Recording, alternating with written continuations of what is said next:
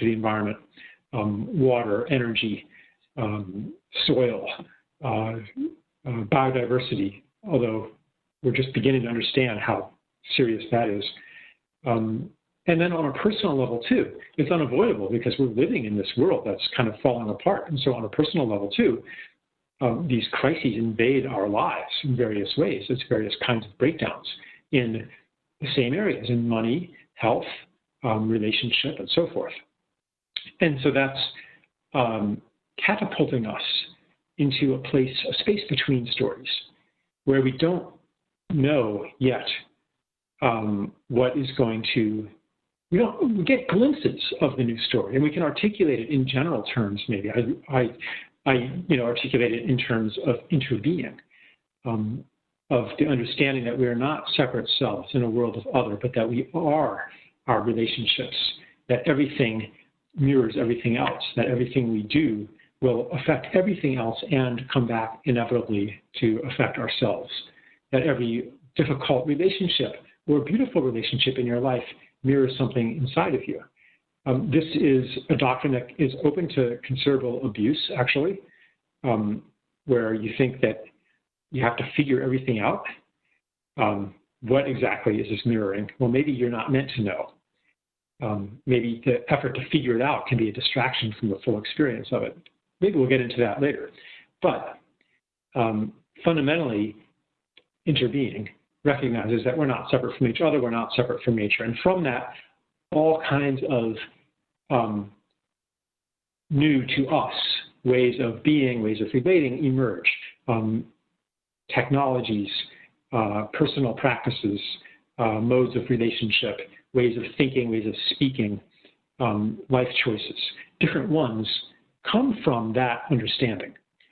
And it's not like a sudden thing, turning on a light switch. We get it in bits and pieces. So this map of old story, space between stories, new story it's not actually meant to be linear, and you might experience yourself being very grounded in a new story in some area of your life, being kind of stuck in something old in another area of your life, and in some areas in this total, I don't know, space, the space of uncertainty where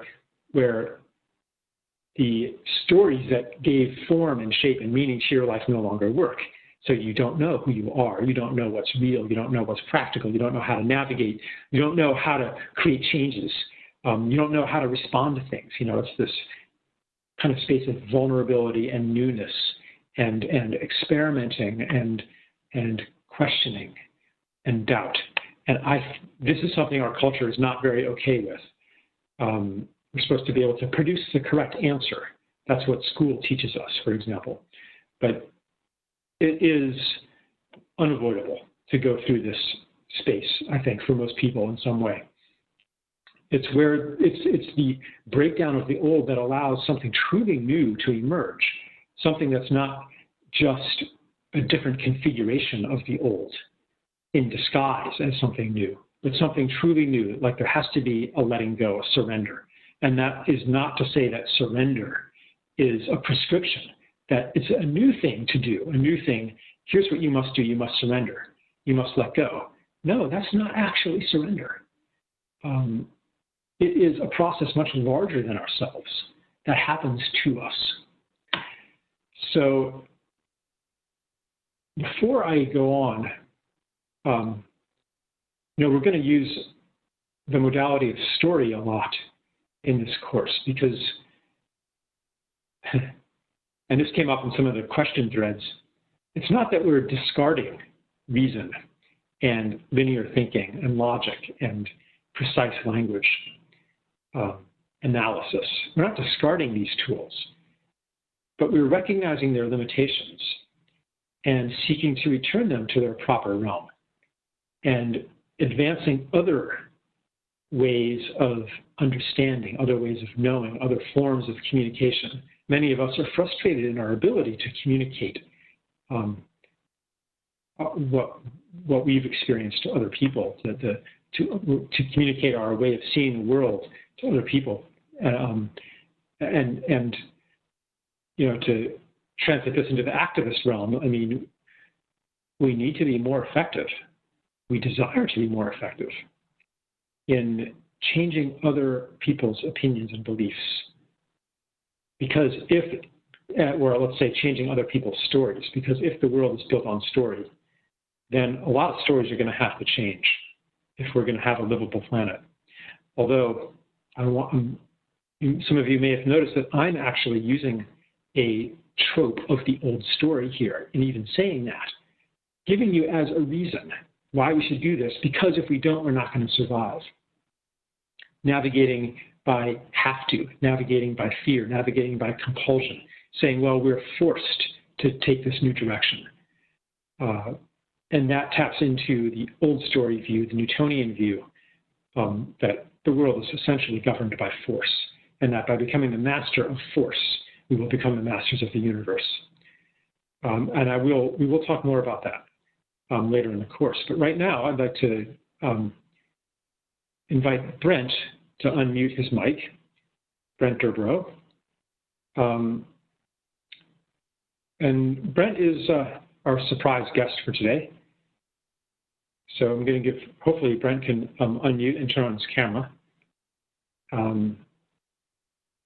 Yeah, I'm unmuted here. Camera's coming. All right, good, I can hear you. And I think you're getting set up. Asking you to turn on your camera. Yeah, it's taking a second. All right. So I'll introduce Brent. Brent lives around here. And, you know, because some people are like, well, you know, is this just happening to some kind of cultural elite, you know, the conscious people, you know, but not the regular guys, you know, and a lot of the people I talk to have no idea necessarily that everything that's happening to us is happening everywhere. It's happening even in the places you'd least expect it, like the military. So, Brent, tell us what do you do for a living right now? I am a helicopter mechanic. I do a few things for a living. My full-time job is as a helicopter mechanic, and I work with the National Guard at an airfield and fix aircraft. I work at a. Well, I think that's what you're wondering. I think more than anything. Just tell us another thing you do though. I was a goat herder for quite a bit. I was looking at getting back into that. I also work at an events work for an events company called Greenbelt Events, where we bring bands into Harrisburg, Pennsylvania. Yeah. So I like the combination of helicopter mechanic and goat herder. You know, already that's kind of like a little story disruption. So you were in the military, and you told me one time about an experience you had there that shook your experience. Like, okay, well, when you went into the military, you know, part of the dominant story is America, land of the free and home of the brave, bringing peace and democracy to the world. Were you skeptical of that, or did you believe that when you first went in? I believed every single bit of it. How could I not? That's what I grew up with. That's the story that I've heard, that I've lived my entire life. Well, so do you still believe that? No. Well, what happened? When I went in, I've always had this desire to help some way, to go help people, go help our country, go help the world. It was mostly when I was in Afghanistan. I flew as a crew chief over there on Black Hawks. I was a door gunner on helicopters in Kandahar, and we were in the Helmand Valley. What I really noticed more than anything, it wasn't just me that figured this out. I had some other people that kind of pointed things out to me. One of the main things that I noticed was all of the fighting was going on along Highway 1, which is a pipeline. You start to look at all of the contract companies that are over there, as far as KBR and where all of the money's being filtered, they're just flowing to. And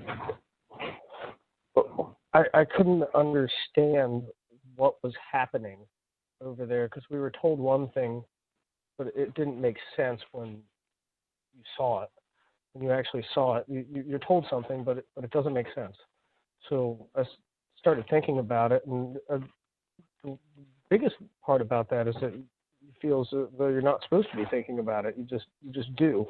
You've got this job, and you're just supposed to do this.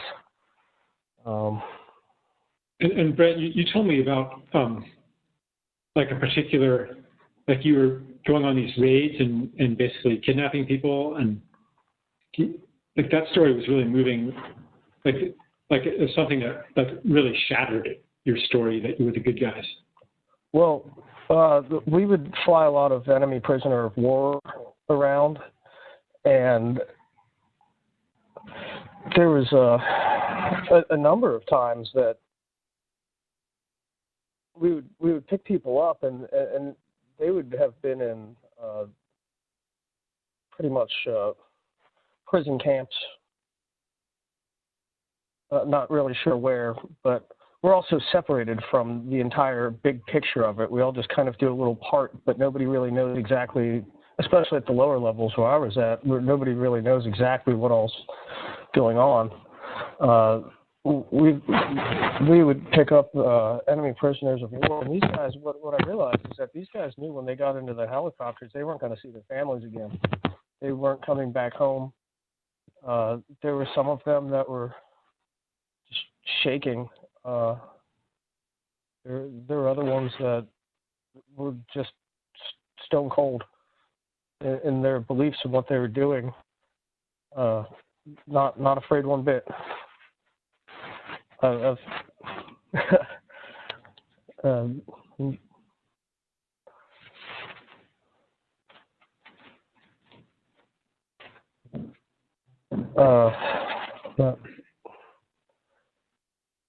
and like they just didn't seem like evil terrorists, or what was the? No, they just, well, you started to realize is that these are tribal people, and they don't live by the same societal rules that we do, not one bit. So the whole entire idea of us bringing them freedom and democracy is absolutely a fiction. They're people that are trying. They just want to live. They just want to live. They want to farm. They're being oppressed by other groups in the area. They're being oppressed by us. This has been a central trade route for hundreds and thousands of years, and these guys have always been fighting. Yeah,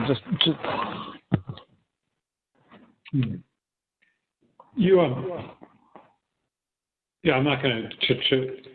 You had told another story that had really moved me about about what happened in one of those helicopters, but maybe it's not the moment to tell that. But I'll leave it open to you to tell that story. Or also, like you've been telling me a bit about, what's happening at the base that you work at, and like, so maybe if you want to talk about that too, are you like the only, like, do you see like what's happening to you? Do you see that happening to other people at the base, or are you like a total alien there, or? Because I think somewhat. A lot of people, yeah. Yeah, somewhat. I kind of am. I've got a friend there who he and I share the same ideas, and he's kind of he's another one who kind of broke my story just by getting me to think about things. I suppose think critically about things that I always just took as the truth, and the more that I guess the more I was less afraid of being able to actually even just look into any types of stories that I've been told, the more that they've broken down, and something like it's painful, because your entire world that you've built all of your logic upon, all of your ideas of how the world operates on, they all they all start to break down. And I started looking for other things. And what I'm seeing around there is that there's a lot of people that, a lot of soldiers, other people that it's not working for them anymore. They don't believe this idea anymore.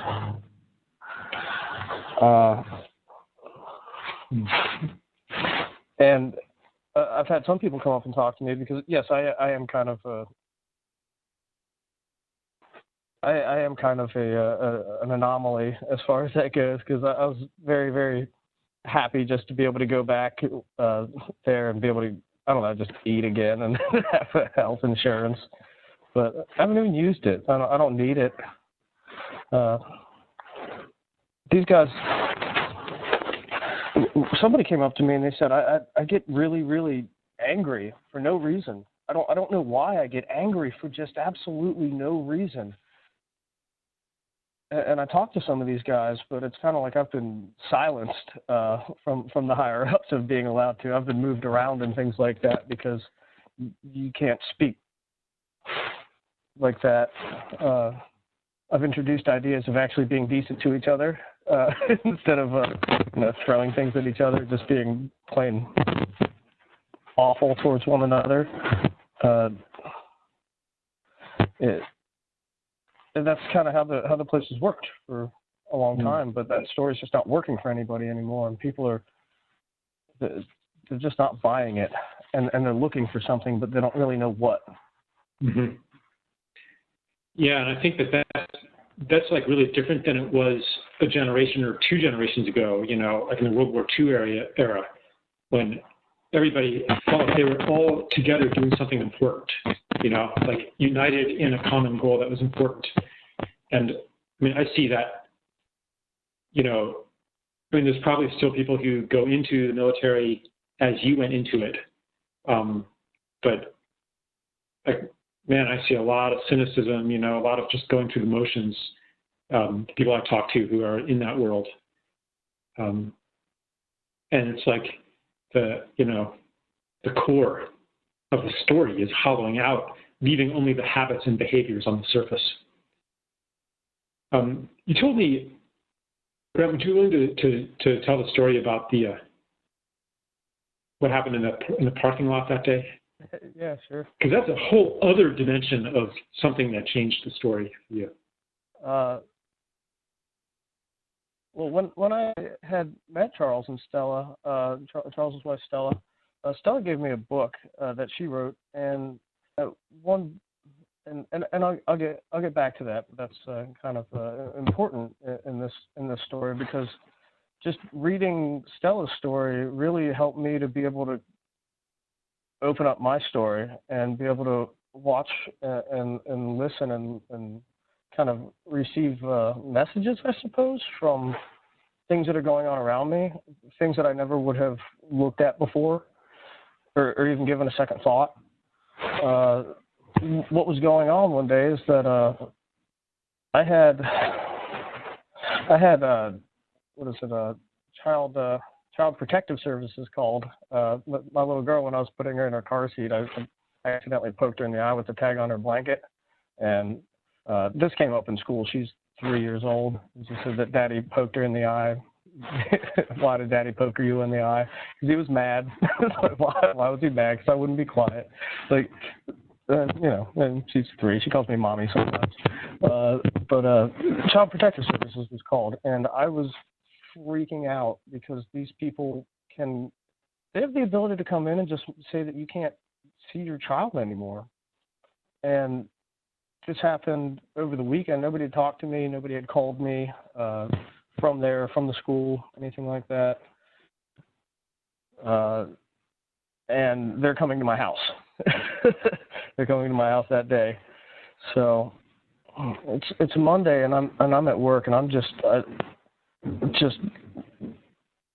adrenaline flowing through me, just a headache. I can't concentrate on anything. It's just like, it seemed like the world was spinning. The thought of not being able to, somebody coming in and taking control of my little one from me. Well, around lunchtime, I went out to the parking lot just to lay down in the truck that I was borrowing at the time, take a nap, just to be able to get my head clear. And when I woke up, half hour later, it's my lunch break, I'm surrounded. There's just birds everywhere around this truck. They're nowhere else, just all in front of the truck. And thought back to a part in Stella's story where she said that birds are can be seen as a messenger, and what I thought was all right. Well, I didn't even really give it a second thought. I was just like, all right. And I just kind of talked to him. In my head, I asked, just kind of accepted that there's something going on far from me, and that this is just out of my control. And I asked, in my head, just a thought that came up, I said, is everything going to be all right? And as soon as that all right hit, this flock of birds took off, flew up and around, hitting the top of the truck, and then landed right back down in front of me. They're European starlings. And I can't not pay attention to something like that. I mean, it might seem like a coincidence, but it's at the end of a thought that was kind of thrown out there, and nature moved. There's nothing else around. And I don't know how to explain it. I just kind of accepted it as, everything will be okay. And it was absolutely fine. Yeah. Thank you, Brent. One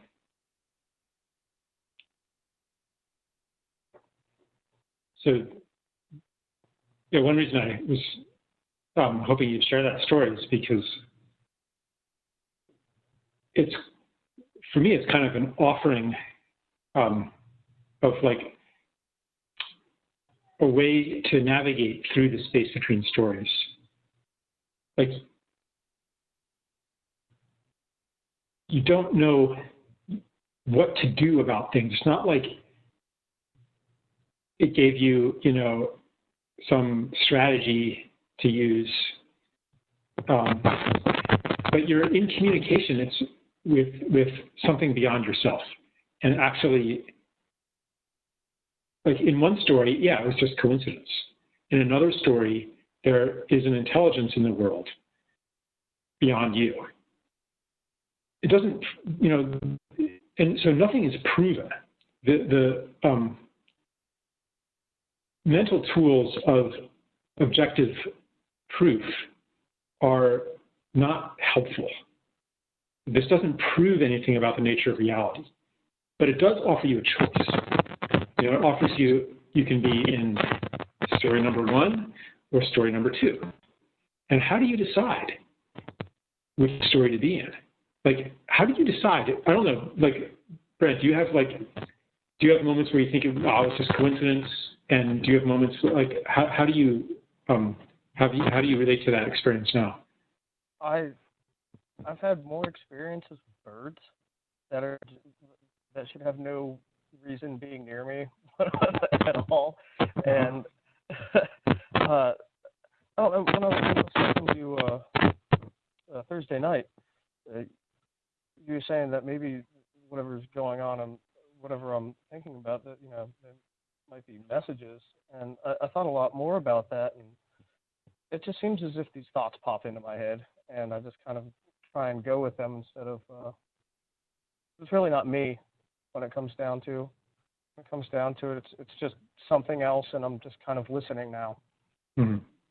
Instead of trying to control, just kind of more like a vessel, I suppose. Trying to do things, trying to do whatever, trying to do something.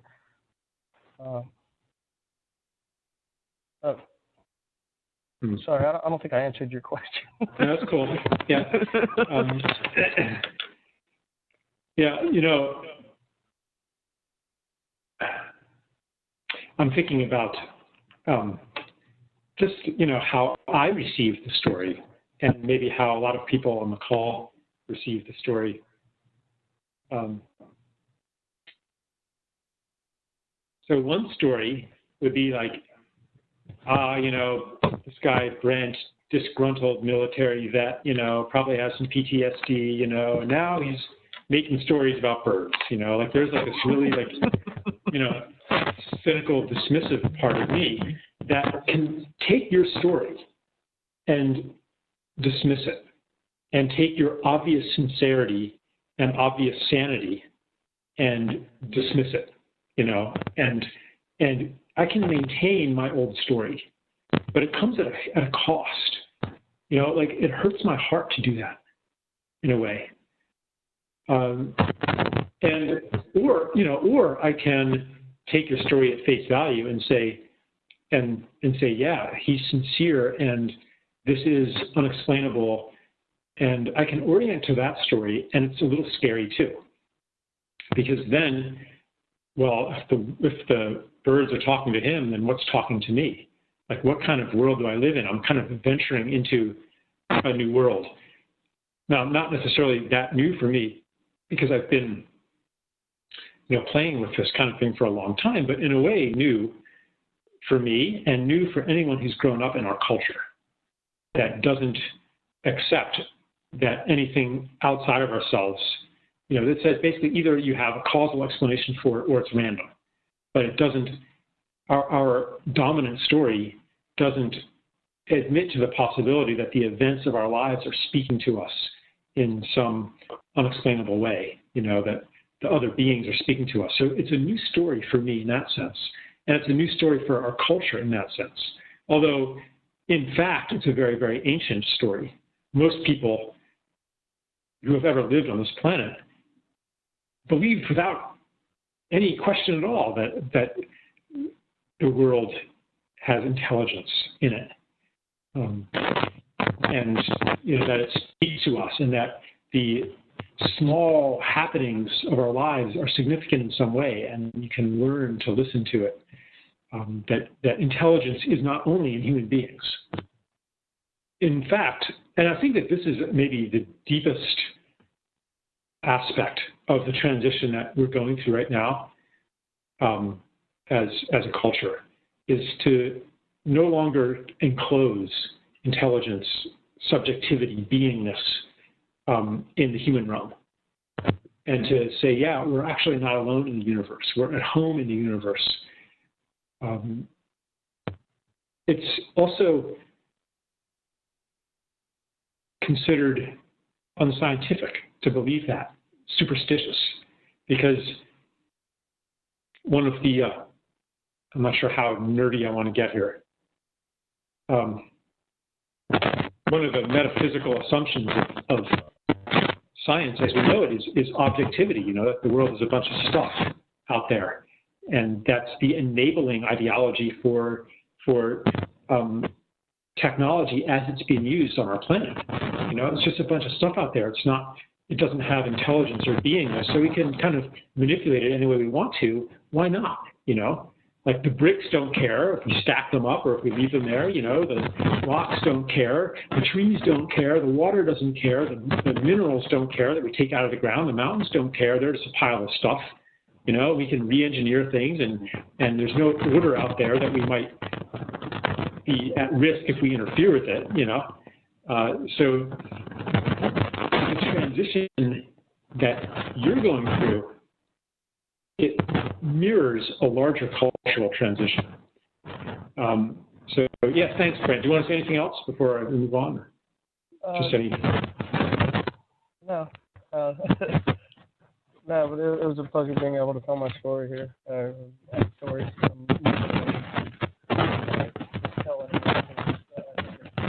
We're getting a lot, Brent. We're getting a lot of static. Maybe if you talk louder or something. I was just saying, I appreciate being able to tell my story here, and I'm open and willing to tell any other stories. I was afraid for a long time to actually tell any of these stories because it seems like nonsense, and it just doesn't anymore. Not afraid of how it looks. Yeah. Yeah. Thanks, man. Yeah. Thanks, Charles. Yeah. Yeah. So go ahead and mute yourself again. Yeah, I want to pick up on that too. Like Brent said, for a long time he's been afraid to tell these stories because they seem like nonsense, you know. So I think a lot of people have these stories, and I'm not necessarily talking about kind of supernatural stories, although I wouldn't actually call that a supernatural story. In fact, I really don't believe that supernatural is even a coherent concept. You know, when I talk about an intelligence outside of ourselves, I'm not talking about a supernatural God that infuses intelligence into the dumb, inanimate building blocks of matter. That's not what I'm talking about. That is also part of the old story. I'm talking about, if you want to use the word God, I'm talking about God being everything and in everything and inseparable from everything. You know, I'm talking about intelligence being an intrinsic quality of all things and not an external, non-material property. When we accept that, then we're no longer aliens in the world. We're no longer aliens to our own bodies.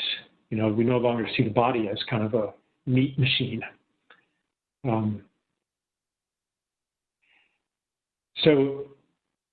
But yeah, so I'm not talking just about that kind of story. I'm talking about any story that that demolishes or unravels or questions the deep mythologies of our civilization, the sponsoring narratives of our civilization, any experience that you have that doesn't fit into the old story. It's a bit socially awkward to talk about, like you just don't do that, you know, to talk about, you know, your marital crisis or your getting fired, you know, it's a bit awkward to talk about your, you know, severe medical problem or something like that, you know, because it violates the status quo. Or to talk about how, you know, none of the doctors know what's wrong with you, you know, and they think you might be crazy or something like that. Or, you know, to mention that your son is, you know, in trouble with drugs and alcohol or dropped out of school or whatever. Like there's kind of a social consensus to suppress stories that violate the social consensus about what's real, about what's normal. So what I see is, you know, like the majority of people secretly harboring these doubts. Like Brent was saying, at the military base, you know, I mean, it's not like the story. It's not like the story's working for them. It's not like it's working for the 1%. It's not like it's working for all the people in their comfy corporate jobs or whatever. It's not working for anybody, actually. But that's kind of a secret knowledge that might be very, very deeply buried, and it might need encouragement to come out. These stories that everyone carries abide in a lonely place for many people. But when you hear someone else's, it validates yours as well. And that's going to be our quote assignment for next time. We're going to go into that and share stories. I'll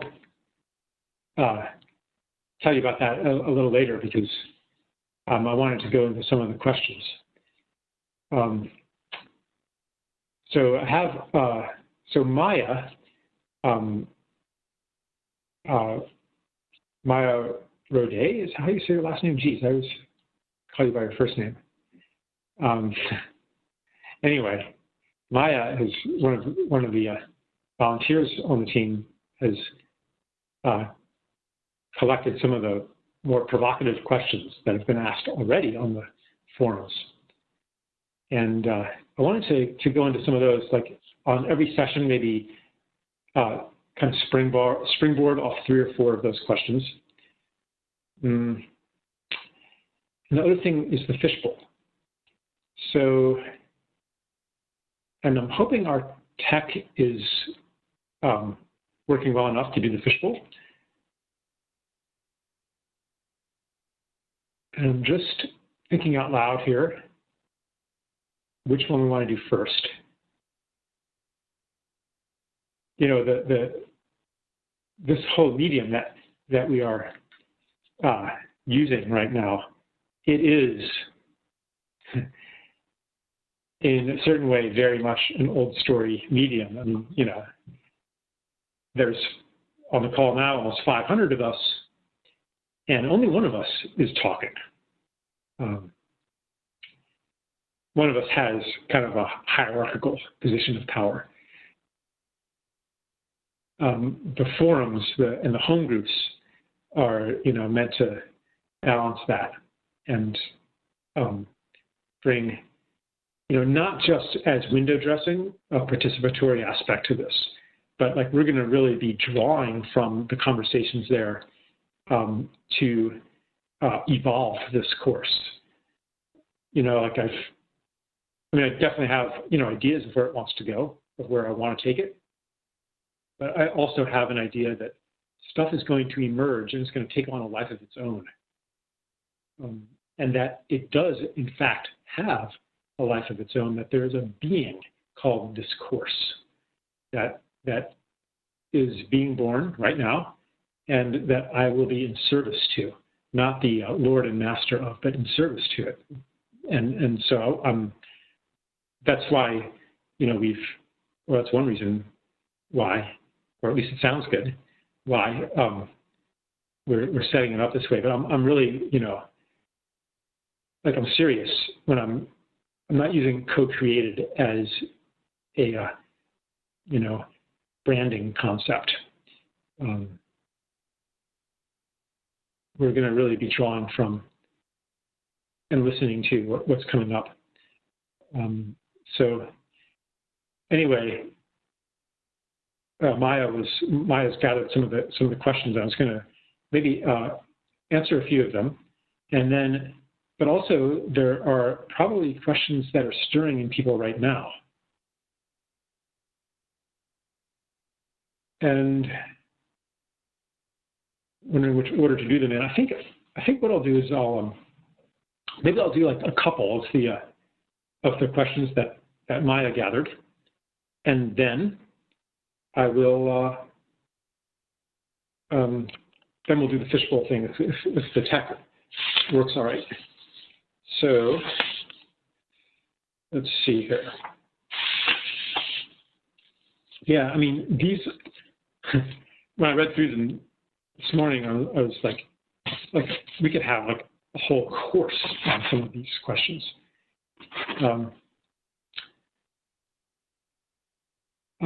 Boy, gender differences in the gift economy, that is a juicy one. I'm not going to answer that one right now. Let's get more specific.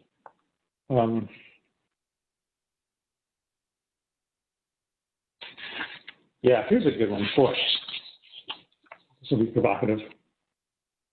So this is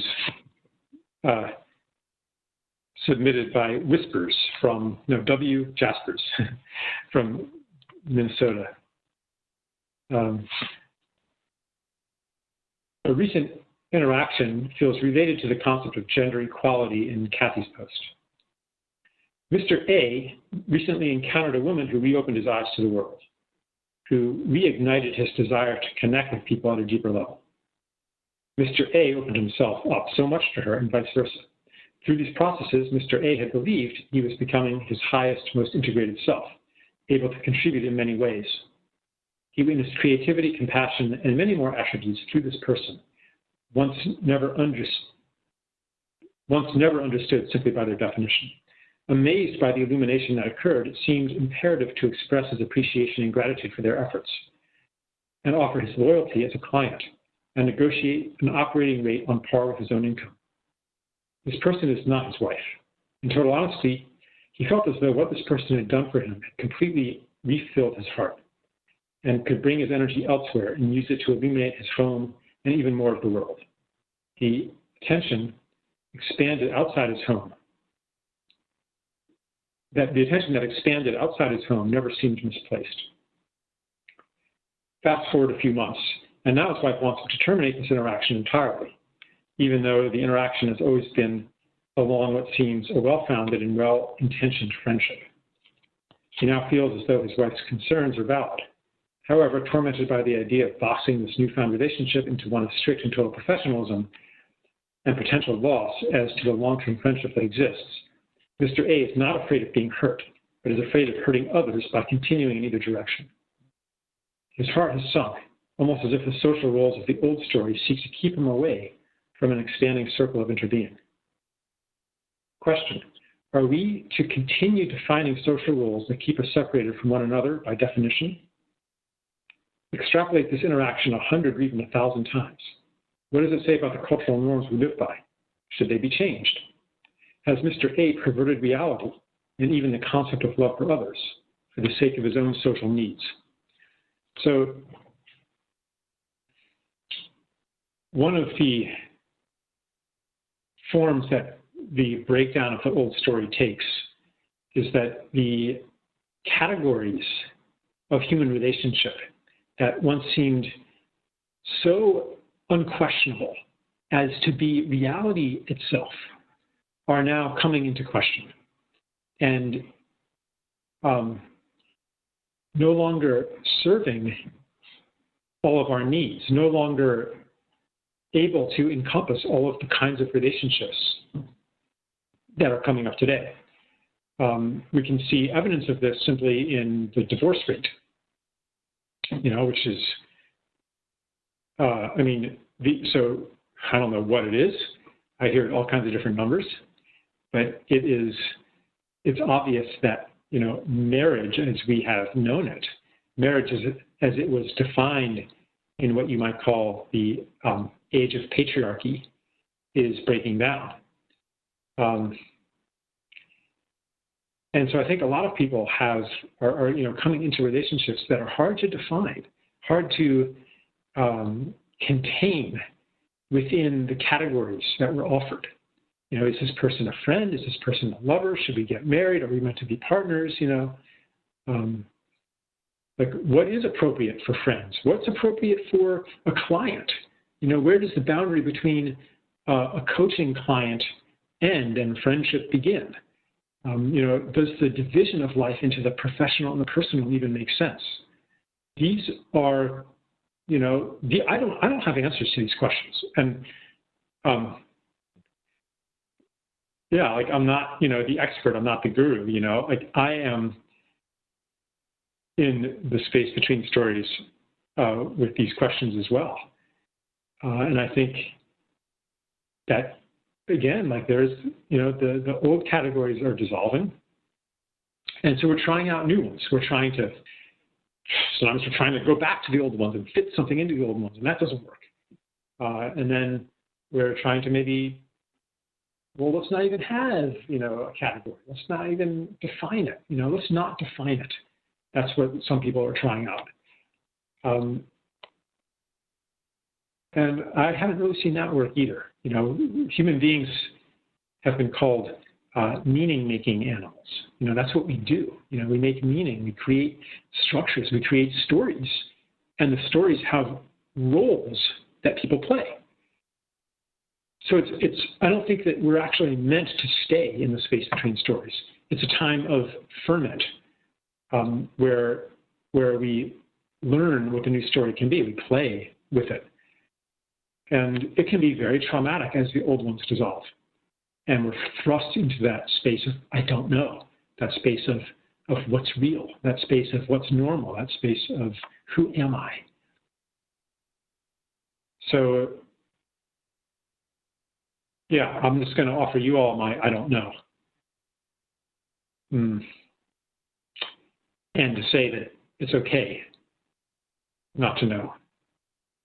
And maybe one reason that we are, gathered in events like this and is to kind of co-explore the in-between space, compare notes, say, yep, this didn't work, yep, that didn't work, oh, something in it worked. Even if it didn't work overall, there was something that I saw in there, like, yeah, it's supposed to be this way. I got a glimpse of what the future is supposed to be. I got a glimpse of the new story. I speak in about the new story, and sometimes I'm careful to say the new and ancient story, but let's just use the shorthand, new story. I speak of it in very general terms, because I don't know specifically what's it going to look like. I just believe that it is a story of reunion with all of the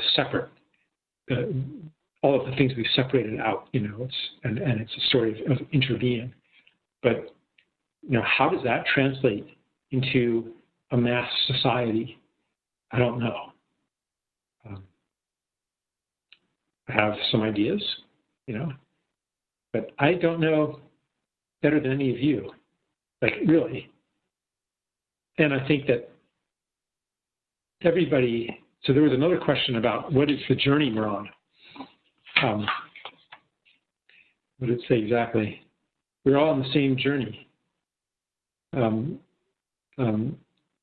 this question asks, what do you see or believe is at the end of this journey? And I say we're all on the same journey because we all have a glimpse of what I like to call the more beautiful world our hearts know is possible. We all have a glimpse,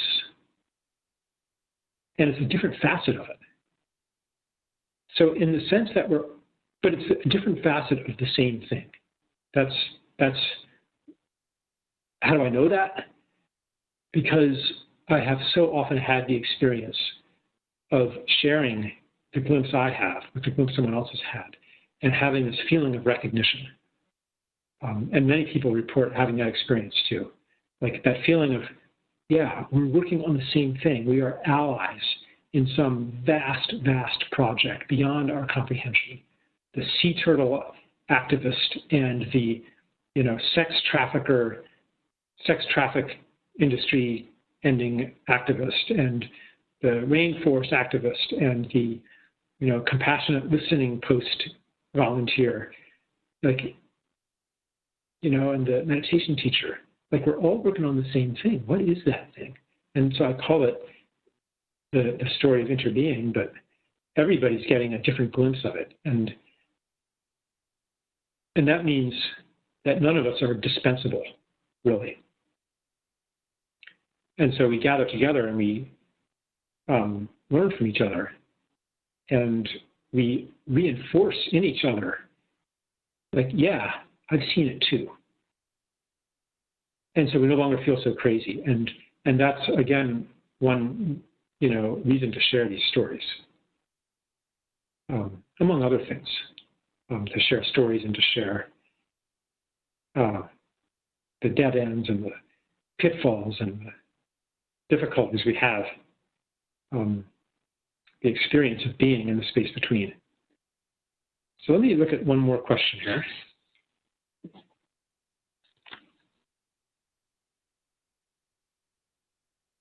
Yeah, I mean, some of these questions seem to be putting me in the position. Let's make sure my screen blanked out. Let me just make sure everyone can still see and hear me. Yeah, I think I'm still there. Okay. I'm just going to look at the chat too and just see kind of what's going on in the background. Whoa, lots of commentary.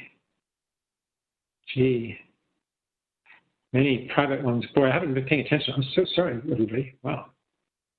Good. Marie, I can do the fishbowl. Okay. Yeah. Wow, lots of juicy stuff.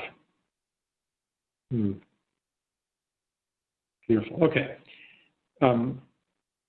So, yeah, some of the questions seem to be maybe not intentionally, but seem to be inviting me to step into the position of expert or authority, which believe me, not out of any modesty, but simply out of recognizing the truth, I'm not comfortable being in,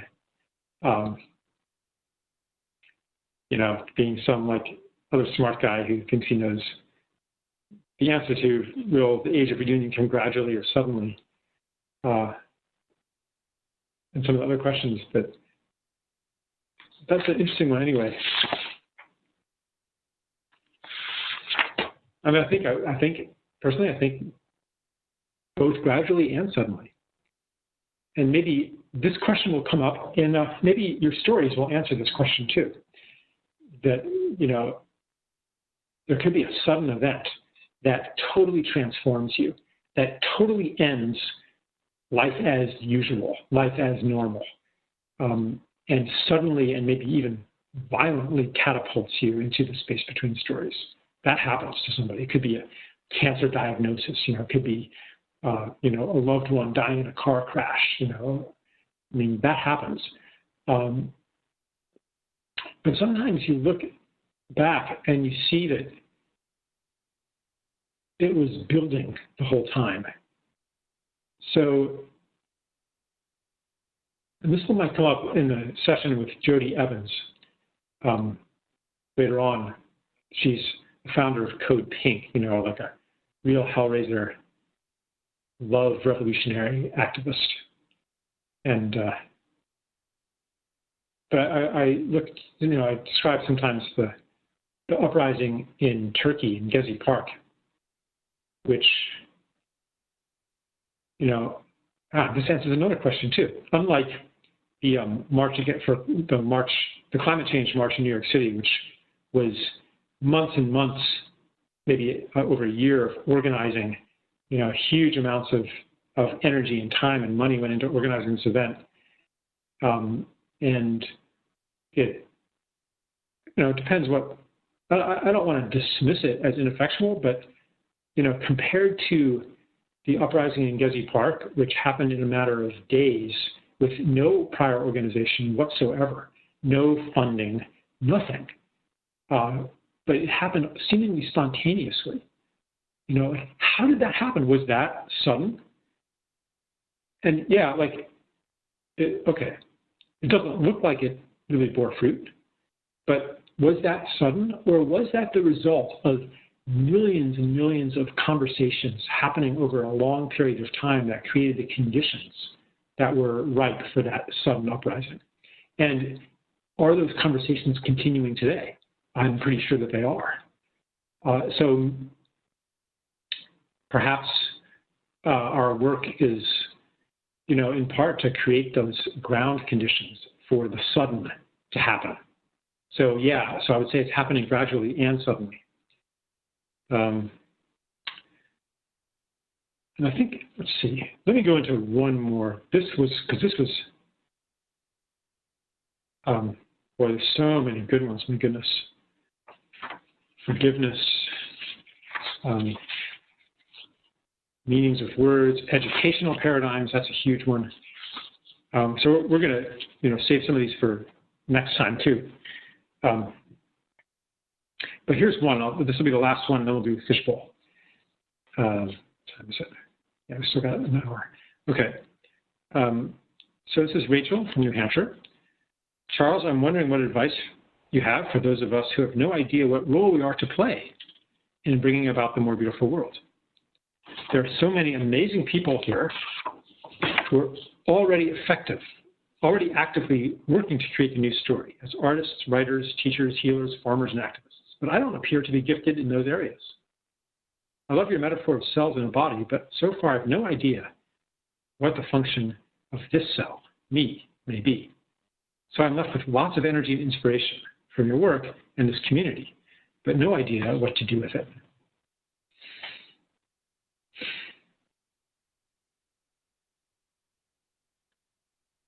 I've definitely been in that position.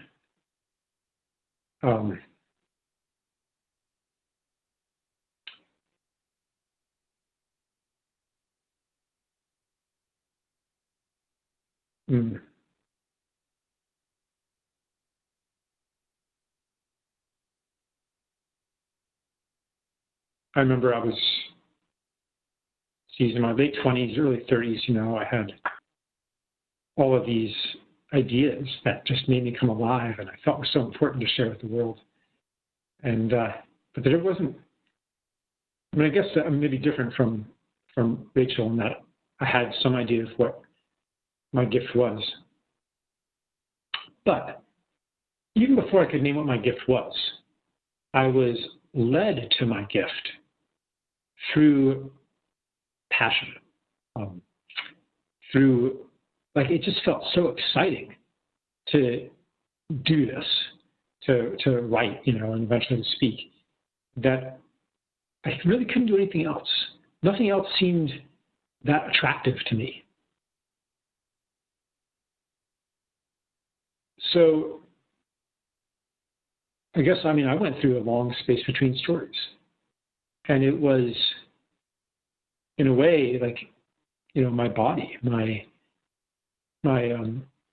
following very haltingly with many turnarounds, but following that which made me come to life, that which made me feel alive.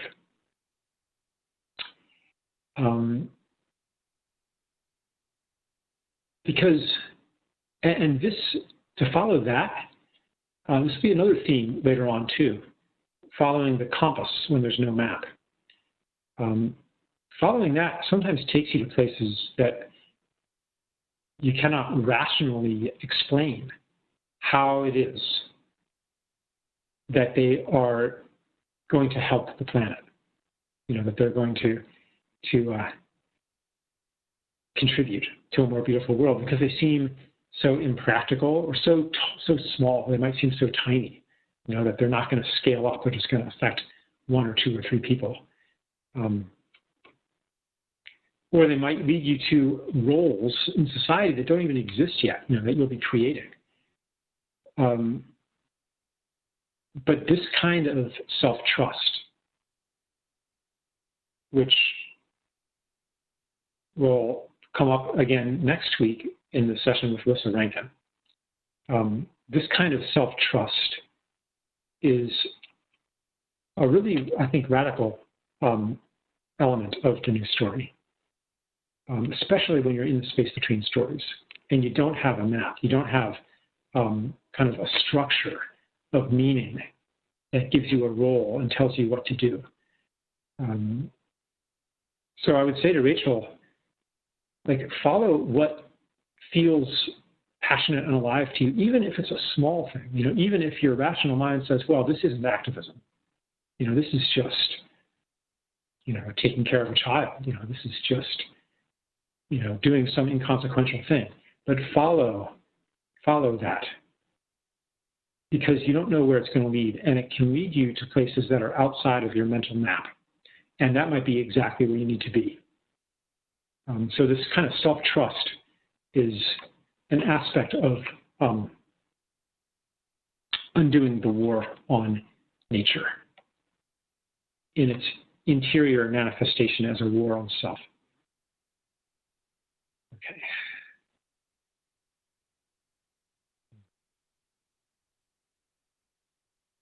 I'm just trying to field in a little bit to the those gathered. Just for a live audience, I can see faces and stuff. So I think it is time for the fishbowl. So the way I'm going to tell you what it'll be. There is a hand-raising function, and when I'm just going to look at my chat here because I think there's directions somewhere.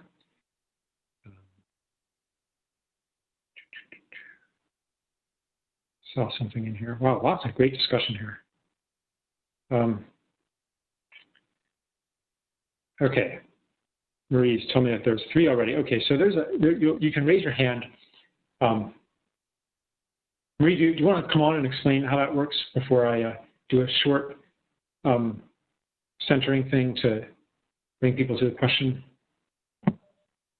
Sure. Can you hear me? Yep. All right. So we have now about 5, 6, 7 different questions, and I'm going to pick some people at random to ask.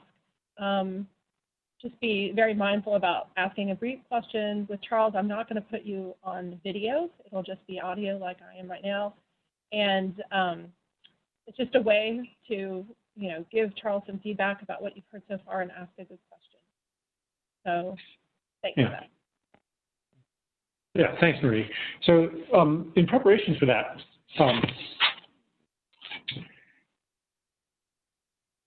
just get quiet for a minute. Maybe close your eyes.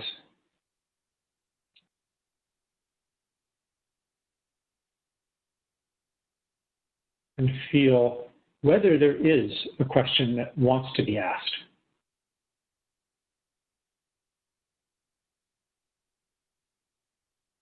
First, is there a question with you right now that's strong?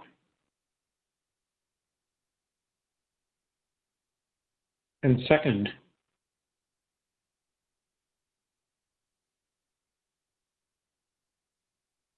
does it want to be asked to me and this group?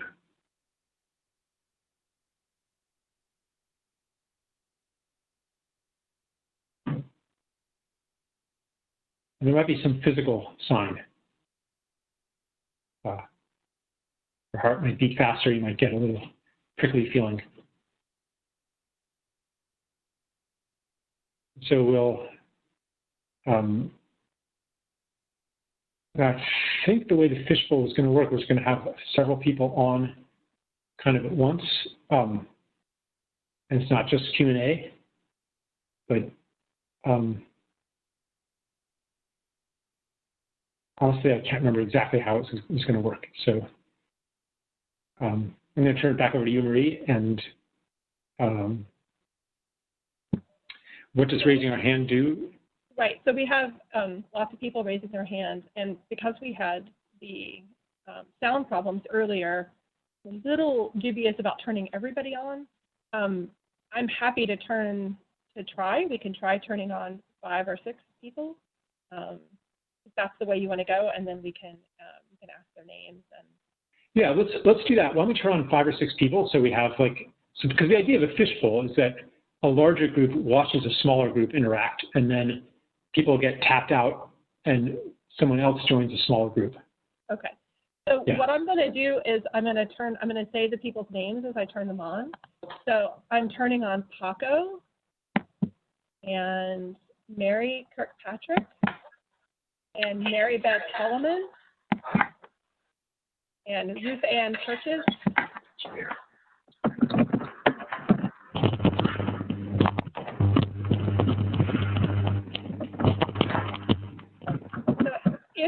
I turned on your microphones, but if you could then mute yourself until you're ready to talk, that would be very helpful.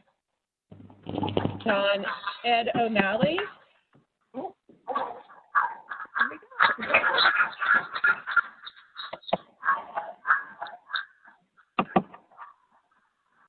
That's 5. Okay, good. Everybody whose microphone I just turned on, please mute it until you're ready to speak.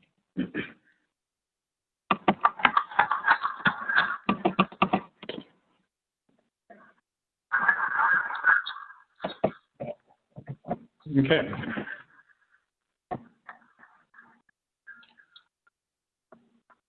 And also, if you have it on speakerphone, don't use speakerphone. Put it up to your ear if you're on your phone. Okay, I'm ready for the fun to begin.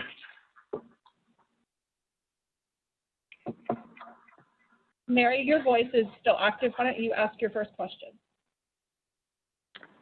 Thank you. I'm having difficulty finding out how to mute. I'm trying to click on the little microphone and it's not working.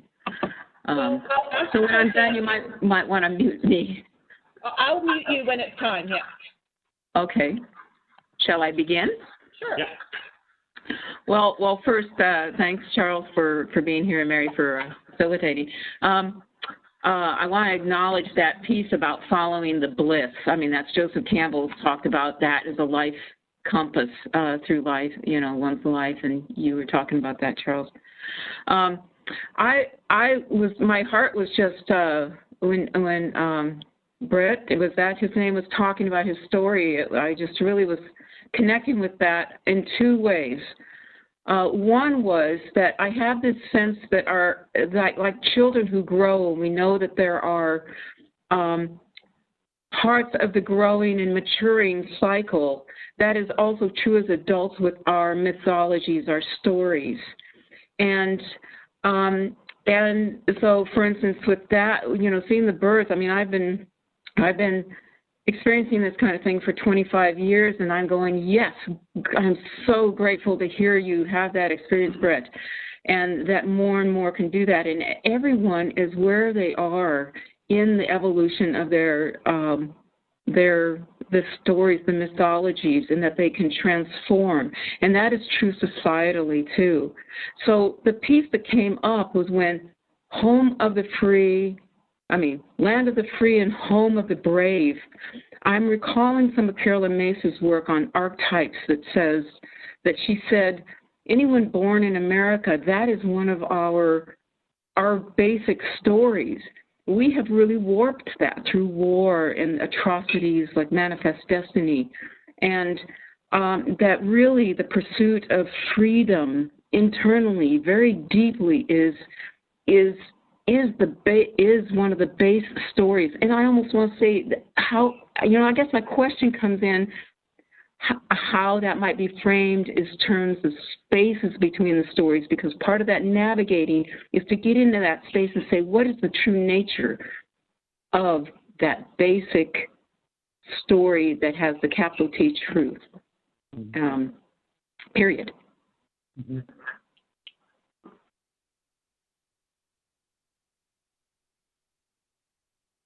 Yeah. Next week, maybe we should mute Mary, because I think we're getting feedback there. Maybe Marie can do that for me. Yeah, there we are. We got it. Yeah, next week, Lissa Rankin is going to be our guest, and she talks sometimes about being curious about your own beliefs about yourself. So on the cultural level, we might or even on a personal level, have an experience that violates what you believed about yourself. Just to give you an example of somebody who believed themselves to be a person of great integrity, and then this person, did something that was totally out of integrity, and was beating herself up about it. And Lissa suggested, well, maybe you could just look at that and say, maybe I'm not a person of great integrity. So I think that takes courage to do that, So either it takes courage or it takes getting slammed so hard by reality that you have no choice. That's usually how it is for me. But we might be approaching a cultural moment too, where we're like, wow, maybe we're not the land of the free. Maybe we are not free. In fact, I think that cultural moment is really approaching. It's seeming to more and more people, it's seeming to be more and more kind of an empty catchphrase or an ideology in the age of surveillance and ubiquitous legalism and enslavement to debt. That those phenomena laugh in the face of the motto "Land of the Free." Maybe we're not free, and then what has to happen to think, wow, maybe we're not so brave either. I almost hesitate to go there, not wanting to sound too unpatriotic. Interestingly, though, sometimes on the other side of those inquiries, you discover a deeper meaning to it, or a invitation into a possibility that you say, oh, this was why that we had that motto. It was an invitation into who we really want to be. It was a calling to some, element of our character that that wants to blossom into its full potential. Otherwise, at least on a personal level, otherwise, if it weren't for that, maybe you never would have even come up with the idea to begin with, that you are a person of integrity or that you are free or brave. I don't know. That's just what's coming to me now, but it seems a bit cerebral even to myself. Does anyone? Okay, so anyone else in the fishbowl either respond to what I said or ask the question that follows next after this one, or just change the topic? The next person will be Paco. Hello, can you hear me? Yes. Okay, thanks. First of all, thanks a lot for Charles and the great team for organizing this. I would really like to divide the question in two parts. The first one would be, Charles, I think I read some time ago on one of your blog posts that you were saying something like you were more or less getting tired of talking and discussing in forums with people, and that you were more or less thinking of stepping into some sort of action. So the first question would be, what kind of actions, concrete, like direct actions, would you be thinking of taking? And the second part of my intervention, I would like to point out that at the more or less towards the end of the ascent of humanity, you, Charles, mentioned something like the elements for the industrial kind of revolution were very so at hand for humanity that it more or less makes it seem obvious that this kind of disaster or modern civilization would arise. And you hinted at the possibility of maybe Gaia trying to come up with a seed. And so that makes me think that maybe all of these kind of environmental destruction is meant to happen. It was meant to be from the start of the separation process. So unfortunately, that reasoning, that line of reasoning, takes me into cynicism and just general disillusionment, and that it's meant to be. So there's not much to be done, really. So okay. Yeah, I would love to hear your responses. Oh yeah, okay. Well, I guess I'll start with the first one. One thing I've been doing a lot more of when I do speak publicly, I'm speaking less actually, but when I do it, I tend to make it a lot more of a forum kind of thing, where people are interacting, telling stories to each other, coming up, telling stories to everybody. I might even kind of do public coaching of them, and it's just a lot more interactive usually, not always. But as far as, and that's more satisfying to me. But also I'm looking into various projects, not so much chaining myself to logging machines and tracking machines and doing that kind of direct action, but more on, they're not quite ripe to begin talking about actually right now, but some kind of land-based, educational-based kind of project, and other things too. So as for, so Paco mentioned this idea that I've written about that, okay, and I'm going to relate this to personal life too, but on the collective level, we look back on the state of the planet and what humanity has done to it, what the dominant culture has done to this world and to other people. And we think, oh my God, what a horrible mistake this whole course of civilization has been. None of its achievements and beauties could possibly compensate for the agony, the extinction, the ecocide, the genocide that has come along with it, the brutality, the violence against women, the slavery, the horror that has threaded through civilization. This is a huge mistake, and we're destroying the planet. what's wrong with us? Gaia would be better off without us. Another narrative is that maybe this is all happening for a reason. Maybe it's supposed to happen this way. Why else would Gaia have spent so many hundreds of millions of years laying down fossil fuels, storing up this energy and having it so easily accessible so that at the beginning, at least, you just prick the ground and you get a gusher, Now it's different. Now Gaia is no longer giving those gifts willingly, but we're having to extract them through force, which you could probably, make a parallel with misogyny and violence against women. But, in the beginning, it was like offered up to us, veins of minerals that were, just popping out of the ground, whereas now, again, we have to, blow them out with explosives. But it seemed like everything was set up for civilization to happen. Well, if Gaia is a purposeful being, maybe it was supposed to happen. And maybe all of these crises were inevitable. But for me, that doesn't provoke so much cynicism as a really strong desire to be part of this process, because it's not just inevitable that everything would crash. It's also inevitable that,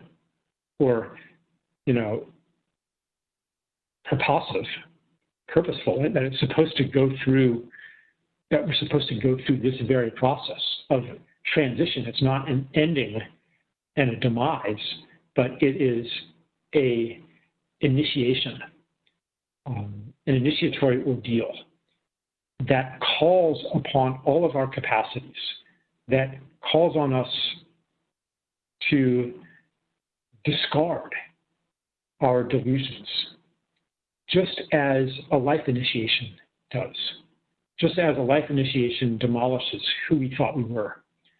And so on the personal level too, like you look back over your life and I mean, this happens to me sometimes. I'm like, oh my God, my life was like one long comedy of errors, or one blunder after another, one delusion after another.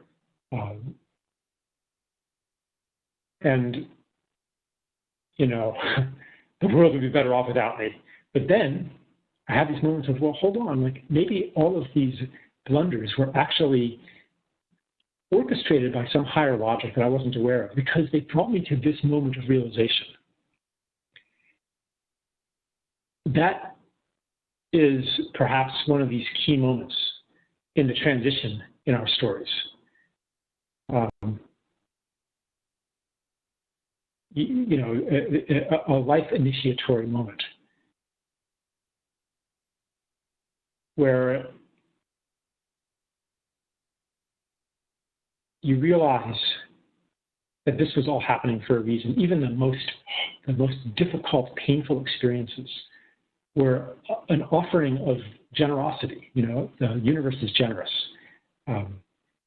And that it was supposed to happen this way, however hard it was, and that it's leading to something. So there's a paradox. I'll just end with this paradox of inevitability, that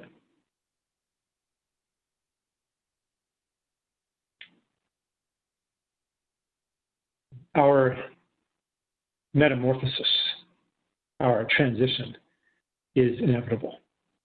And at the same time, it absolutely depends on your response, on your efforts. Seems a paradox, because how could it depend on you, Paco, and also you, Mary, and you, and you, and you, and you? Like, if you don't pull your weight, somebody else will, right? Like, it's kind of illogical to say that, no, it depends on you. It becomes less illogical when we understand interbeing, and that every choice I make somehow impacts everybody else. And I'm making my personal choices on behalf of the whole world. Everything I do has cosmic significance. That doesn't fit into the logic of separation. The logic of separation has despair built into it, has cynicism built into it. You're just one tiny mote of consciousness in a sea of impersonal forces and masses. But I remember years ago, at least 10 years ago, I was in the early stages of going through a divorce and breakup, and I was so mad at Patsy. And I had my whole story about how awful she was and emotionally abusive, et cetera, et cetera, et cetera. And I had this whole story in which, she was the victimizer and I was the innocent victim. And I just I'm just going to fight back. I'm just going to pull out all stops. I'm going to go nuclear on her. She'll see. I was going for a walk, and brooding, and kind of, making all of these scenarios in which I'm really going to let her have it, And I all of a sudden, it was almost like this other consciousness took over me.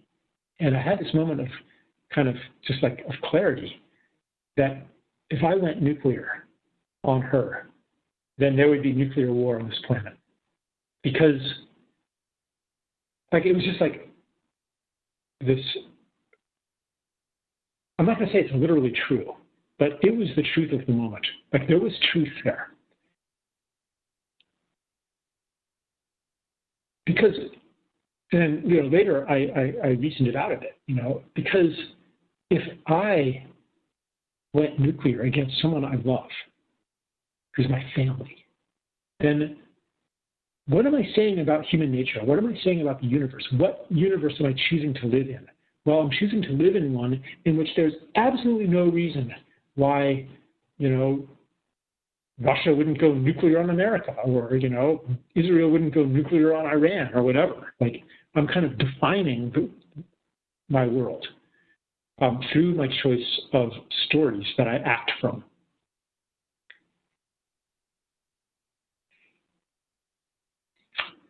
So, yeah, I'm just going to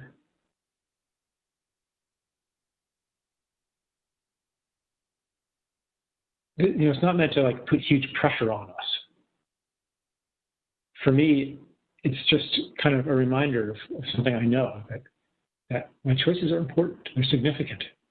Even if my rational mind says, well, that wouldn't have a macro effect.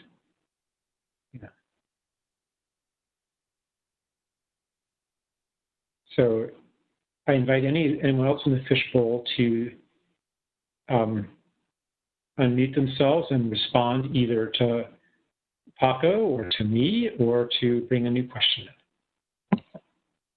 The next person will be Mary Solomon, but she disappeared. So Ruth Ann Purchase, would you like to step up? Can you hear me? Yes. Oh, good. Thanks. Hey, Charles. Hey, everybody. This is a pretty exciting time. I just want to share real quickly that a few of my friends and colleagues have invented this term we call it the interconnectedness immersion experience. Mm-hmm. And it's something we each have found happens to us, and it often has to do with shedding a layer or suddenly being catapulted out of our brainwashed place, our place of stuckness, and we don't have a causal effect for explaining it, but it just happens, and we're suddenly catapulted into a new awareness. So we're just playing with this term that sometimes we have choices, and we, by willpower, choose wisely, and other times, just by some undescribable thing, we are catapulted. And we can actually name a time and a place and what it changed in our being, so that we were free to be more interconnected. But having said that, I really would like to pursue over the next couple weeks, or maybe the rest of my life, how we build the courage for redefining ourselves and our rights and responsibilities in light of what we used to call freedom and what we now see as something else. that this courage to redefine these words we once trusted is something I want to get ready for. I'm really seeking courage. I want to be ready and willing and welcoming when those intervening immersion experiences are available to me. But there's something that I don't know how to define, and maybe I'm willing not to define anymore. I'm willing to stop trying to analyze it, because it's an ability to be present to the unexpected and to some cosmic thing that my conscious mind doesn't know how to put its finger on, and my unconscious mind hasn't been respected well enough to participate fully. So I don't know if that's a question, but that's my reflection and my hope in seeking together that place of courage, willingness, readiness, oneness. Thanks. Thank you, Ruth Ann. Yeah, beautifully said, and I'm going to just let that sit in the space and just let that be there. And just invite the next person to come up.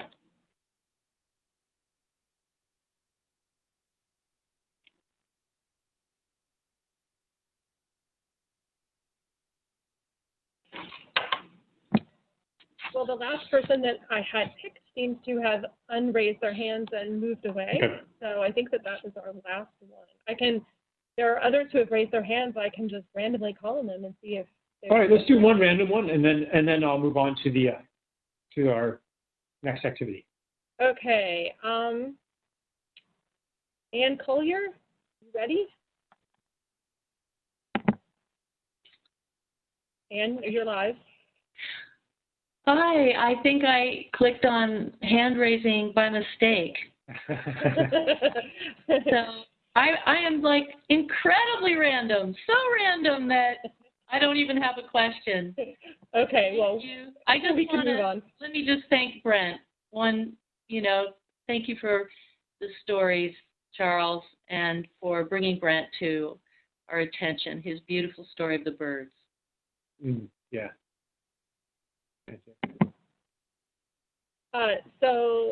Alita Francisco, you're live now. Hi, can you hear me? Yes. Excellent. I might come in and out. I'm actually here in Costa Rica, and gosh, I'm getting nervous. Thank you so much, Charles, and I'm just so compelled and continuing to listen just from the fact that you decide that you want to claim that you're not an expert, and that's really sexy and cool for me, because we live in a world of experts. So thank you for that. It builds my integrity with you and your work and the work that I want to do in just kind of being a student of nature. So my question is, you talk about bliss and passion in between the spaces, and I can totally relate with that.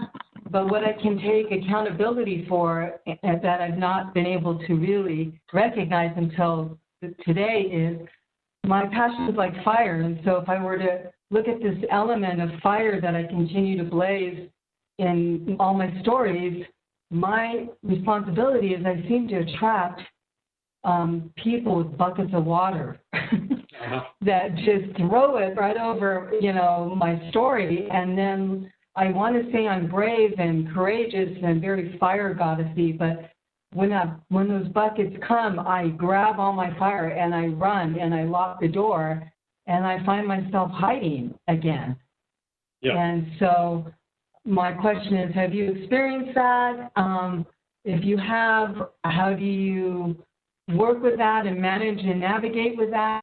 I look at water as negativity, and there's a lot of that. So how do I continue to be like Braveheart and put myself and walk out in the world and not run away from that and be a part of that?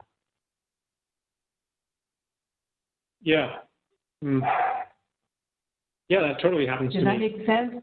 Yeah, totally. I mean, that happens to me quite quite often. And I guess what I do is I take the drenched little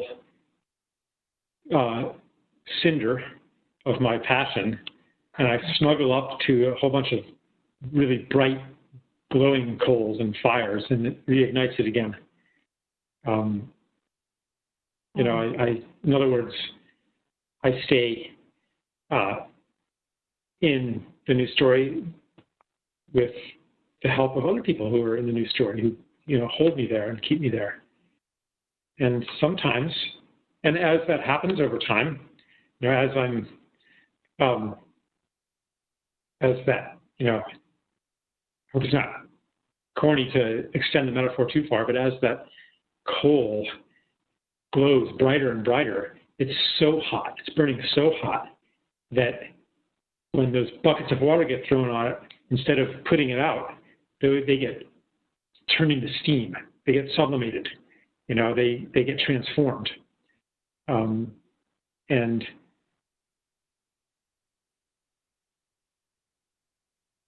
it's a matter of, it's not like,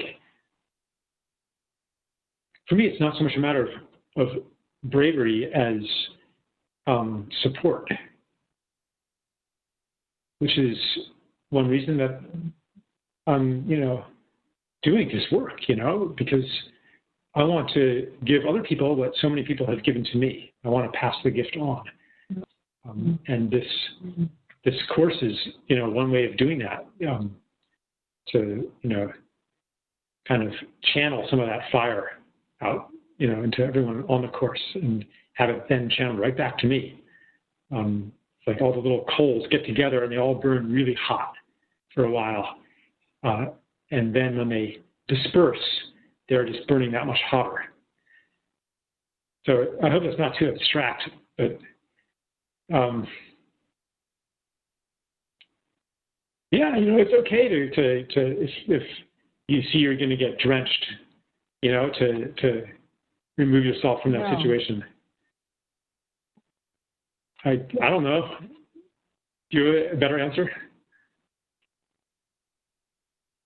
I really don't know. It's just my experience.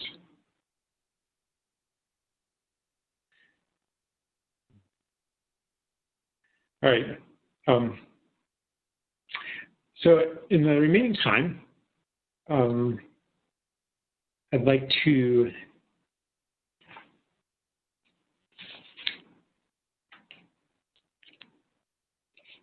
I made this list. So switching gears here.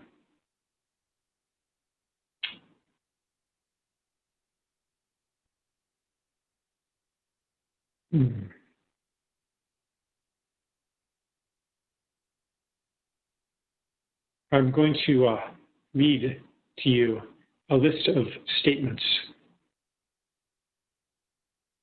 that are two lists, actually. The first list is statements of reality, of what's real, of what's true, both from the story of separation, kind of principles of life, principles of the universe. I want you to just kind of take them in. And then I'm going to read a second list, principles, truths, descriptions of reality from the story of interbeing. And I want you just to take those in as well and just feel them from both lists resonating with you. And then on the chat feature, I'd like you to, so after each session, after each piece, to type in another one that comes to mind for you to add to the list. So we're going to create a giant list together, two giant lists together. So you can do that as you listen, or maybe you can listen first, really get a feel for it, and then type them in. And I want to caution you, like, this isn't about a list of bad things followed by a list of good things, okay? This is like the old story is not a bad story. The story of separation is not a bad story. As I was saying before, like it's part of evolution. But it's a story that's becoming no longer true. It's a story that programs us in certain ways that may have been necessary to reach the point where we are now, but are no longer necessary. So please don't just make it a story of everything bad, you know, a list of everything bad. But really, you know, it's, well, you'll see when I start saying them. It's a list of things that are true from the story of separation. And so we'll do that one first, and then we'll do interbeing. So, and you can do it on paper and pencil too, or type them into chat, or just listen. And let one come to you. Don't try too hard. Let one come to you. Okay.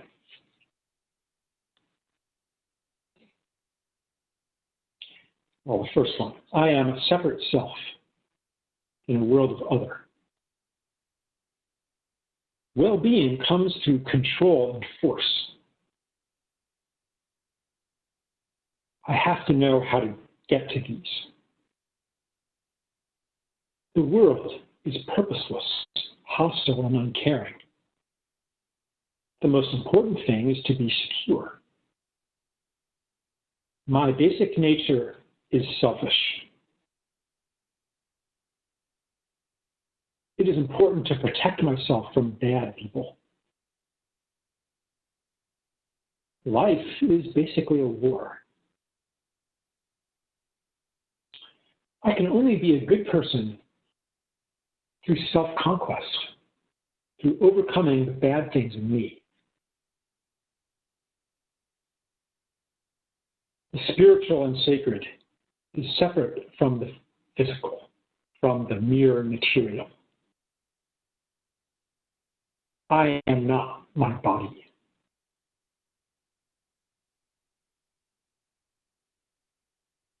Other beings are fundamentally in competition with each other and me.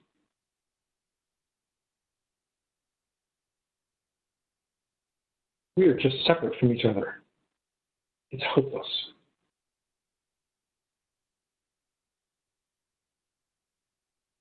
I can escape from the effects of what I do. I can insulate myself from the world out there. What I do to others need not affect me. What's happening to others in the world need not affect me. I can be safe in my bubble of positivity.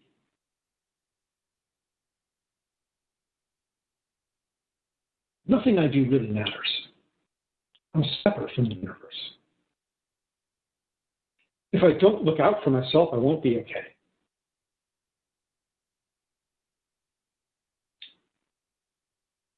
Life is basically hard.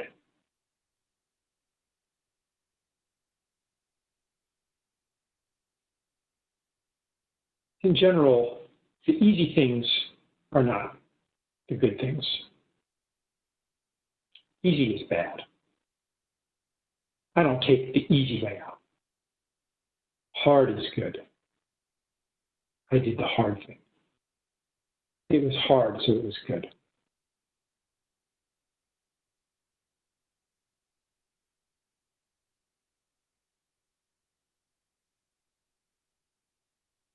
We live in a world of scarcity. Time is scarce. Love is scarce. My needs are hard to meet.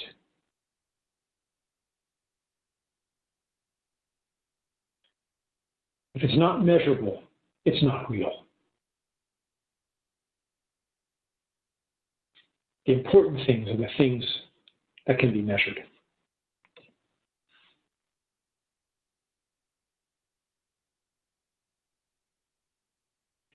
We should make our decisions based on calculable outcomes, benefits and risks. It's important to be a good person.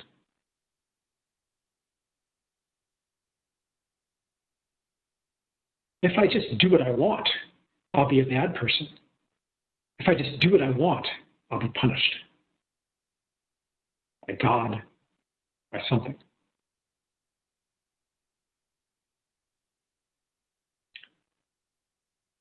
death is the final end of the separate self.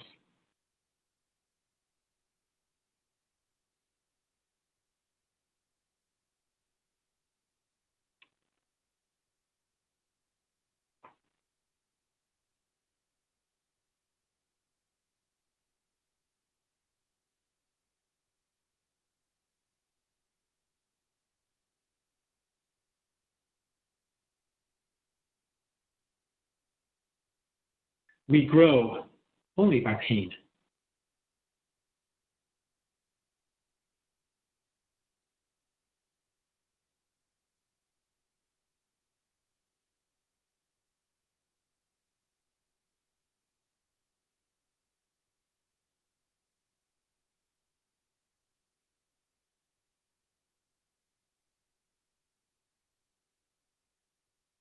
Okay. So some people might be protesting, well, some of those are true. Again, I'm not saying, or some of those aren't part of the story of separation. And that's okay. These are just provocations. So I'm going to look at the chat here and see what others have been added here.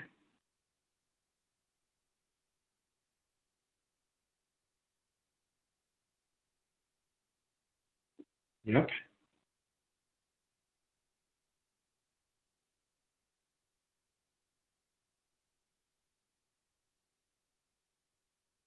Mm-hmm.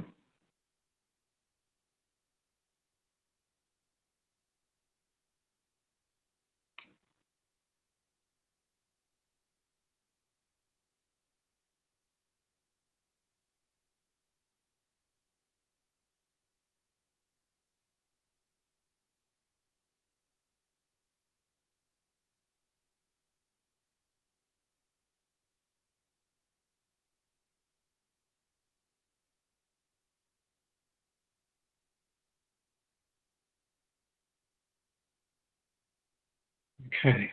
To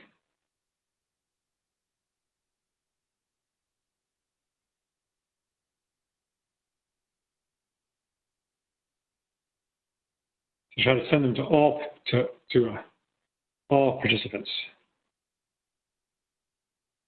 In the latter sending not to all participants. Some are sending to all panelists. Oh, I do not have an option to send to all participants. Ha. Well, learned something new there. Okay. Okay, so you can't send to all participants. So we are going to perhaps copy and paste these onto a document. Sorry about that. But, well, I'm getting a lot of nice ones here.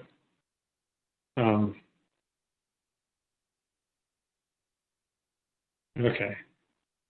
Anyway, we'll learn this technology. Let me now turn to the second list, the list of technologies, or the list of principles of interbeing. Okay, so again, get quiet here. The universe is generous. Every person I encounter mirrors something in me. Every act is significant. No act is wasted. I am being provided everything I need to grow. Every event is significant. There is an intelligence in the events of my life. My gifts are necessary. I can trust my deepest desires. The purpose of life is to give, to love, to play, to learn, to explore, to know and be known.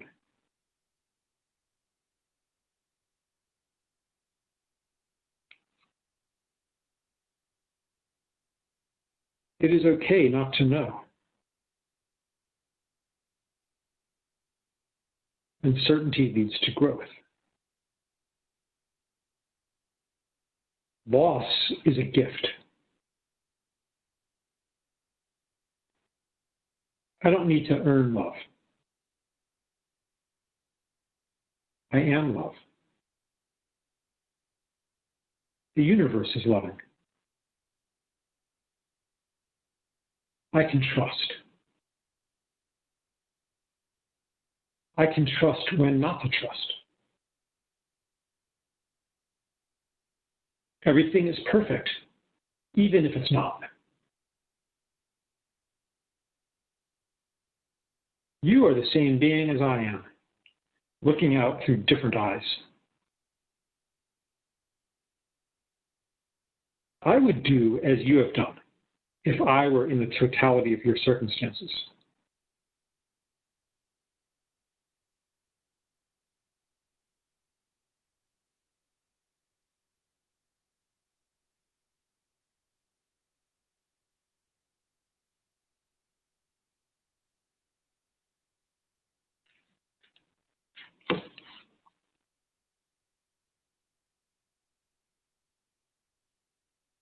There are no mistakes. The wrong path is part of the right path.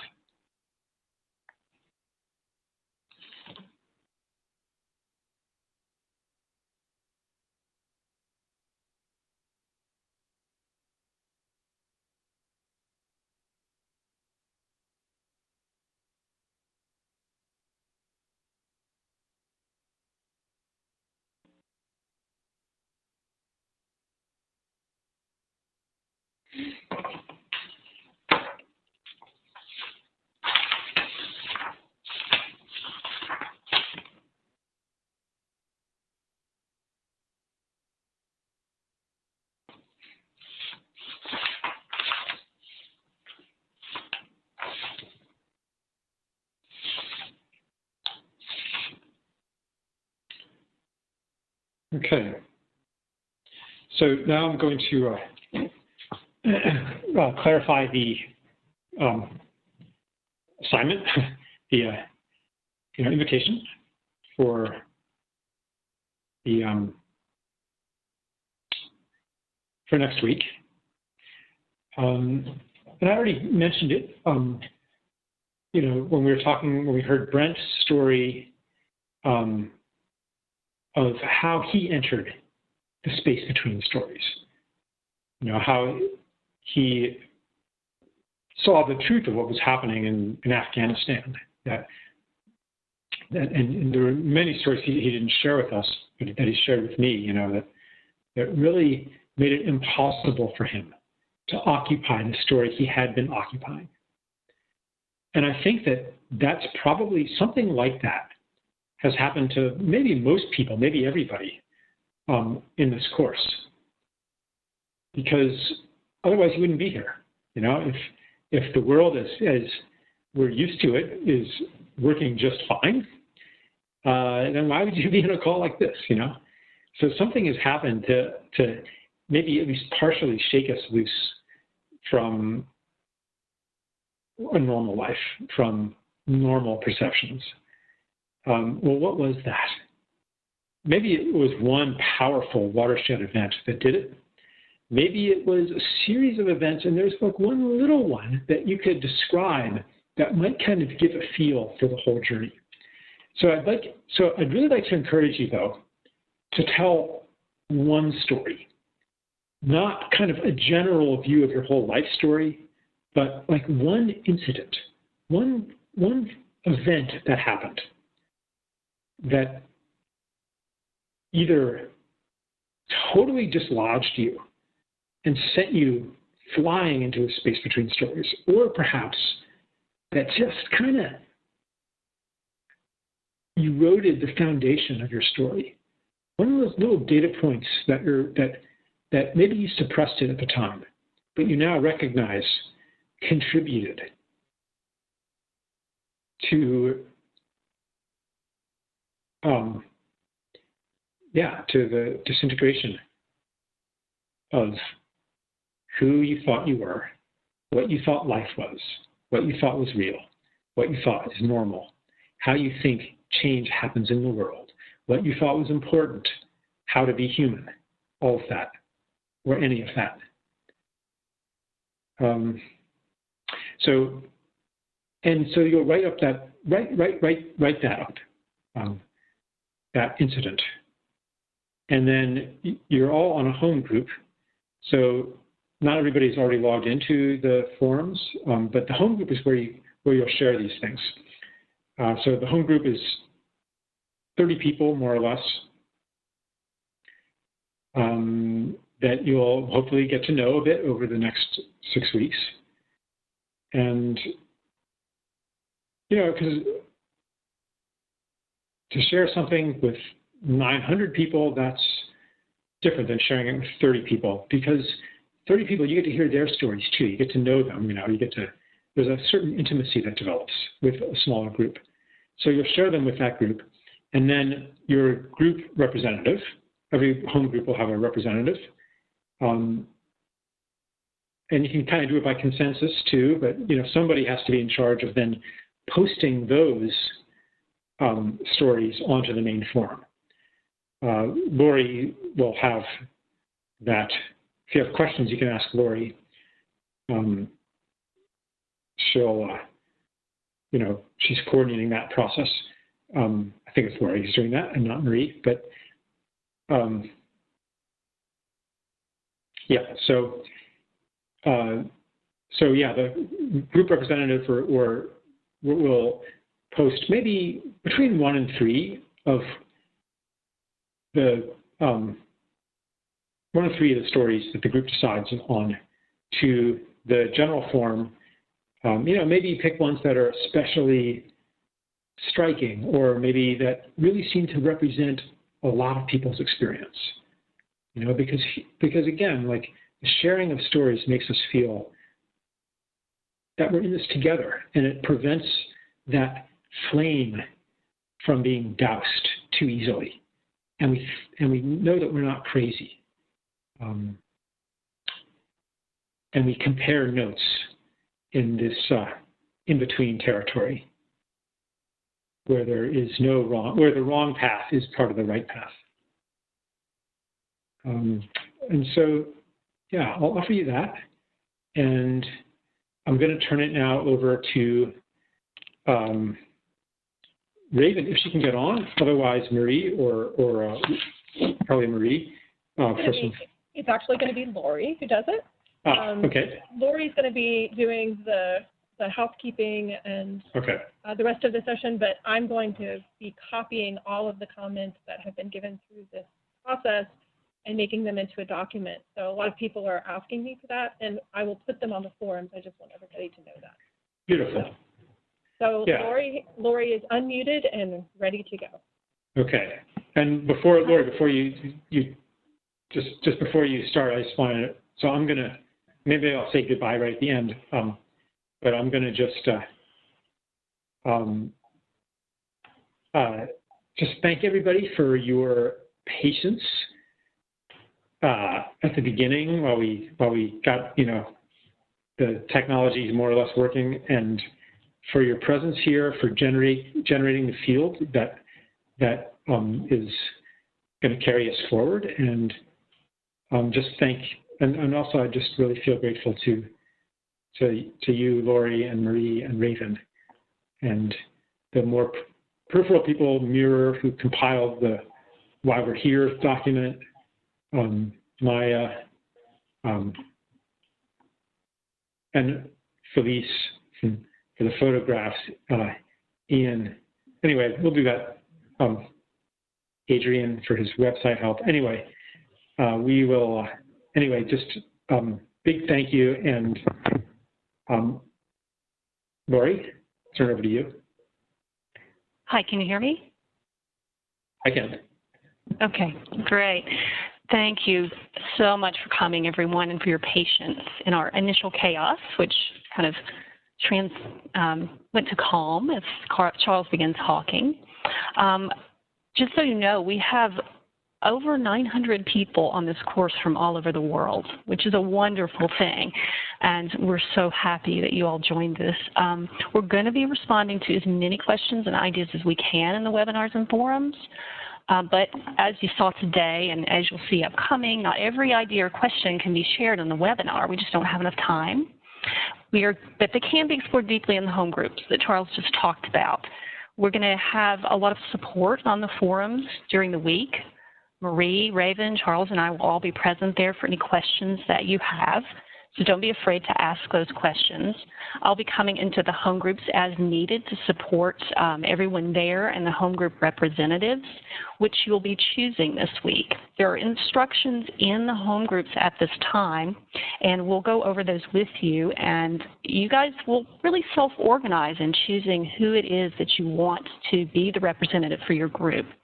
Charles mentioned an activity or a prompt, an assignment for you to be working on in those small groups. It's a really good place for it because the groups are about 25 to 30 people, and that's where you can share the story that you really want to share. And the group and the home group representative will decide which of those stories are the ones that are going to be posted to the general discussion. The home group representative will then get consent, post that up to the general discussion so everyone can share in all those chosen stories. And then Marie actually will be contacting a few of the people telling those stories in the general discussion and making sure that they're set up to come onto the webinar next Saturday and tell a few of those stories. So that's the way we're going to facilitate ensuring that people have camera access or mic access so that we eliminate some of these bumps that we had today. There is information on home group representatives. As I mentioned, you'll be choosing that person this week. And there's also a privacy statement if any of you happen to be concerned about the stories that you're telling. The home group representative will make sure that they have permission to share it. If you have any other questions or need help, you can always contact us through the contact link in the forums. That goes to a central support@spacebetweenstories.net address, and you might hear back from any of us from that address. You can also always check on the website in the session information if you need an overview of what's going to be happening in the course, or you want to look for the recording, or you want to look for the assignment prompts. And you can look in the FAQs in the forums. So we look forward to seeing you there and also seeing you next week in the webinar. Thanks, Lori. And I'll just add, that we're really paying attention to your feedback, like what's working for you, what's not working for you, and like again, just really being in the space of co-creation. So feel free to offer that. Not that I will personally respond to every single offering, but it's being digested and we're paying attention to it. This isn't like canned content that I'm delivering at all. It's more responsive. It would be really cool if we have the capability to do so, and I can spring this on you the last minute. But if we could open everybody's mics, unmute your mic, and we all say goodbye to each other. Goodbye from Pennsylvania, goodbye from here, goodbye from there. And we can just all hear each other, at least for a moment, all being present together on this call. So, goodbye, everyone from Pennsylvania. Goodbye from Finland. We must all say it at once. I don't know if it'll work. We can do it next time if it doesn't work. Goodbye, everyone. Okay, well, it didn't quite work, but goodbye, everybody. Goodbye, thank you.